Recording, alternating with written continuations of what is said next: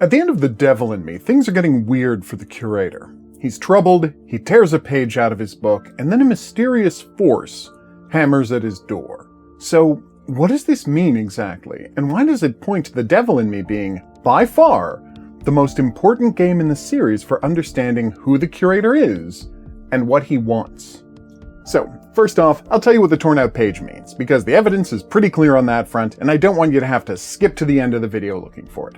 Short answer, it means exactly what you assumed it does. He's erasing Hector Monday's death and changing the story so that didn't happen. The Curator isn't even supposed to give hints, so you can imagine how seriously his bosses are taking the idea of him outright changing how the story goes on his own initiative. So the banging on the door is an entity sent by his bosses to deal with him in some way, although we can't exactly say what that way is just yet, or make any guesses about the entity's nature until we have more evidence to go on.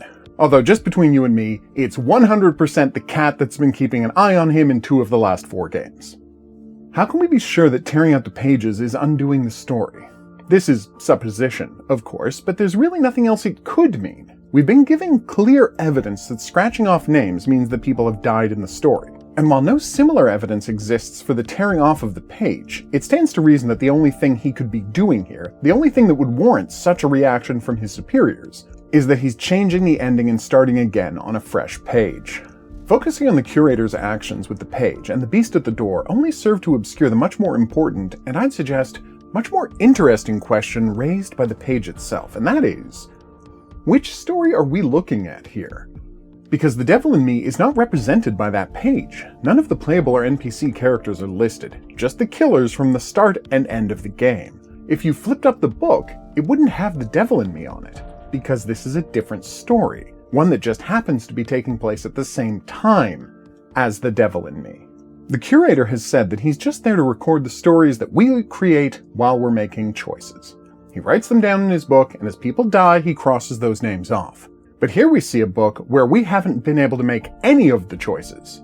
So whose game is this? It's the Curator's. He's writing a story for himself, controlling the events and the people, shaping them how he wants to, and it goes all the way back to H.H. Holmes. The Devil in Me's villain, Grantham Dumet, has themed himself after H.H. Holmes. But who is H.H. Holmes styling himself after? The answer is obvious. The Curator. When I first saw all of the Medan paintings turning up in Dumet's hotel, I'd assumed that it was an issue of temporary art assets being reused before the final ones were ready. But all of the same art is featured in the finished game. What's even more interesting, that same art is all over the original World's Fair Hotel as it's depicted in the prologue. Not just the Curator-themed nautical art either. Looking around the halls of the World's Fair Hotel, players can find depictions of the House from Little Hope, Camp Slayer from House of Ashes, and more.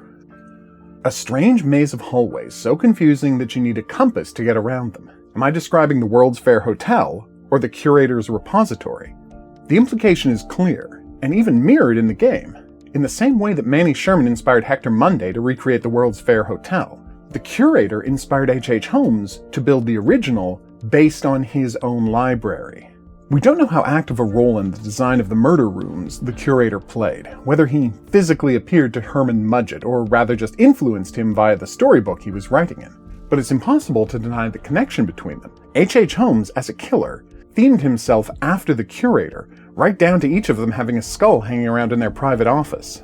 While we can't say how active a participant the Curator was in Mudgett's crimes, he certainly took more of an interest in this game than we've ever seen him take before. Just look at the strange changes in his behavior. It's always fun to see the Curator pop up in the background of the various Dark Picture games, and we've been encouraged to interpret these appearances in a certain way.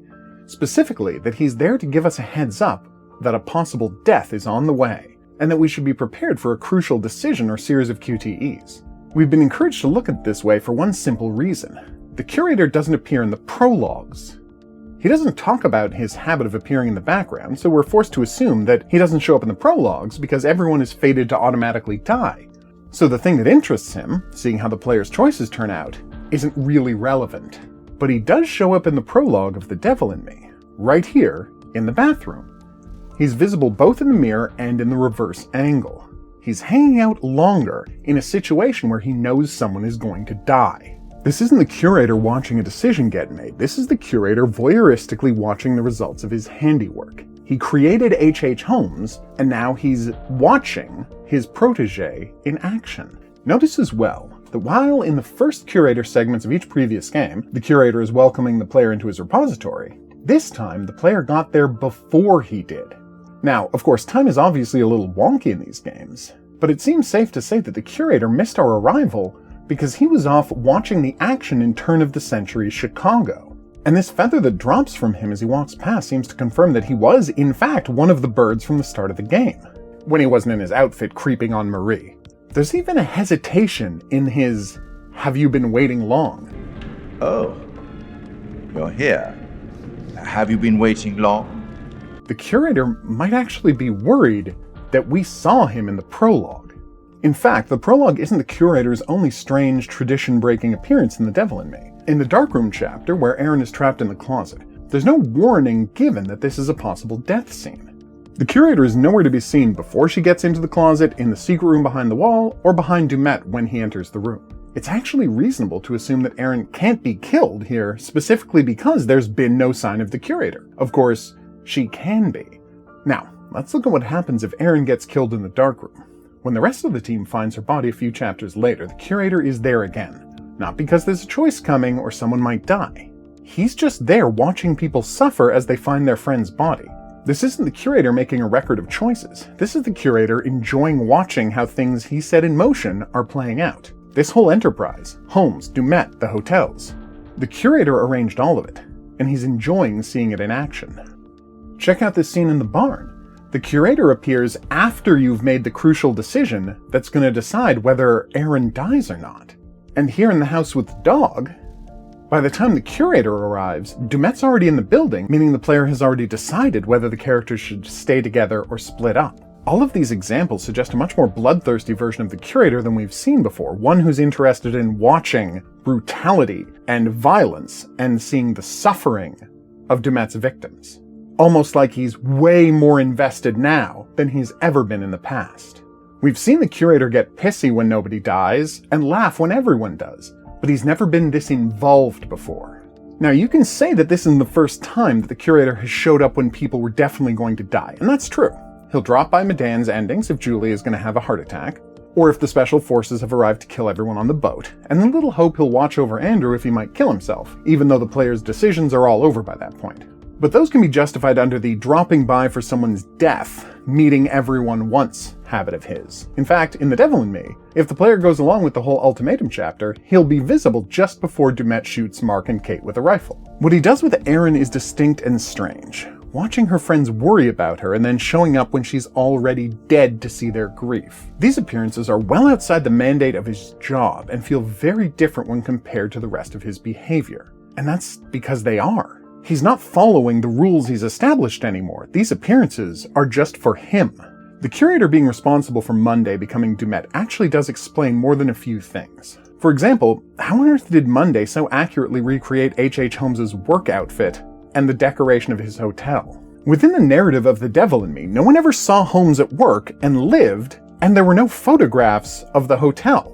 Yet somehow he's able to recreate Holmes's entire look, gloves, vest, sleeve garters, leather apron, with surprising accuracy, as well as the specific decorations down to the paintings in the hotel. Is this because he had a consultant who was actually there? And look at the staff quarters. Notice anything familiar about it? There's nothing like this place in the original Murder Hotel. And the specific elements, the couch, the fireplace, globe, desk, projector, paintings of the other games.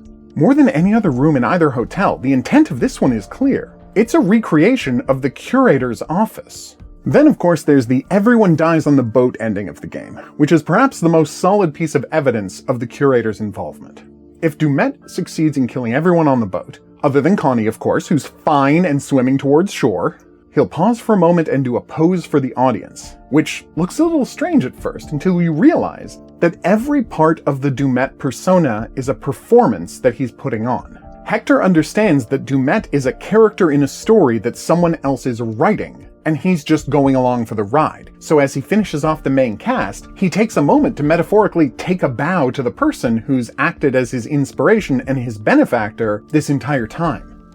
The Curator. And this moment of distraction winds up getting him killed on the boat. So how? Under that circumstance, could you even fault the Curator for rewriting reality to return Hector back to life? The interesting part is that the Curator comes very close to confessing his involvement right at the start of the game with this line. It's so good to have company. For a long time I was on my own. I can barely recall a time when I wasn't here, watching over these tales. And what good are stories without somebody to experience them?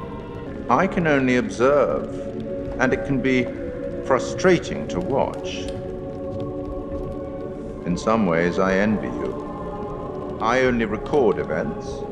You get to shape them. It's such an odd thing for him to mention, and he does it so apologetically, like he's trying to justify his actions to the player. It's as if the Curator is warning us, right at the start of the game, that we're going to find out some stuff about him, and we might not like it. But we need to understand that he wasn't trying to cause problems. He was just looking for a connection in the world. And if that connection happened to be with a series of linked serial killers, well, isn't that better than spending eternity alone? So, there you have it. That's what the Curator did and why he did it. He'd spent so long creating Holmes and Dumet that he couldn't face a world in which he had to say goodbye to them, so he went and changed the story he was writing because he didn't like the ending. What will the long-term consequences be for the Curator breaking the rules like that? And what will his bosses do when they find out he's had a much more active role in creating these situations than maybe they even realized? Obviously, we can't predict exactly where this is going, but it's sure going to be interesting.